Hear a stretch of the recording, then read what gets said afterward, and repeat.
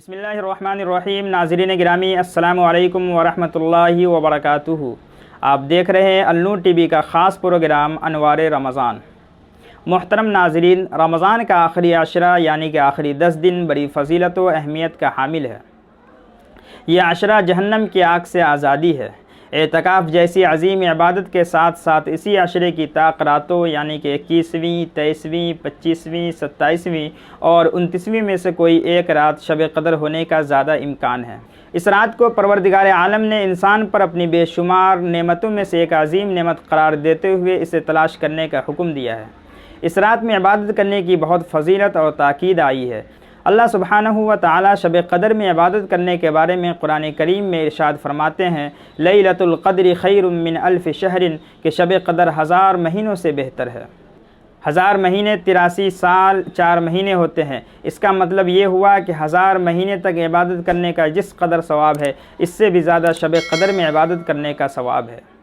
حضرت انس رضی اللہ عنہ سے مرفوعاً مروی ہے کہ لیلۃ القدر میں حضرت جبرائیل فرشتوں کے گروہ میں آتے ہیں اور جس کسی کو بھی عبادت الہی میں مشغول دیکھتے ہیں اس کے لیے دعائے مغفرت کرتے ہیں۔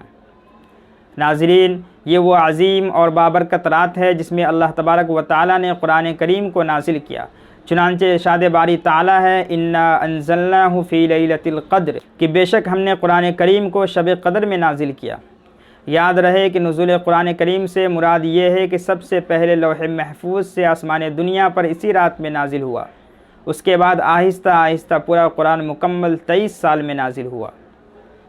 حضرت ابو ہریرہ رضی اللہ عنہ سے مروی ہے، فرماتے ہیں کہ نبی کریم صلی اللہ علیہ وسلم نے ارشاد فرمایا کہ جو شخص ایمان کی حالت میں ثواب کی نیت سے روزے رکھے اور ایمان کی حالت میں ثواب کی نیت سے شب قدر میں عبادت کرے تو اللہ تبارک و تعالی اس کے پچھلے گناہوں کو معاف فرما دیتے ہیں۔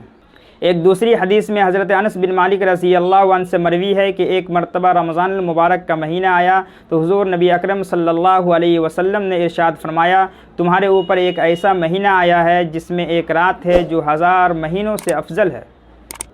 جو اس رات سے محروم رہ گیا گویا وہ ساری ہی بھلائی سے محروم رہ گیا۔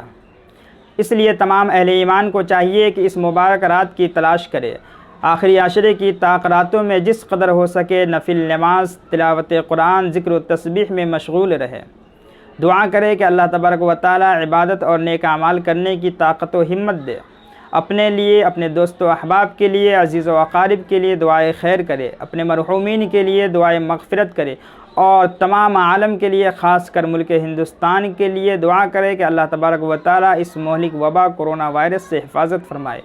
ناظرین، امید کرتے ہیں کہ اس آخری عشرے کی اہمیت و فضیلت کو سمجھتے ہوئے اس سے زیادہ فائدہ اٹھانے کی کوشش کریں گے۔ Thanks for watching. اس طرح کی مزید ویڈیوز کے لیے چینل کو سبسکرائب کیجیے۔ ویڈیو کو لائک، کمنٹس کرنے کے ساتھ ساتھ شیئر ضرور کیجیے۔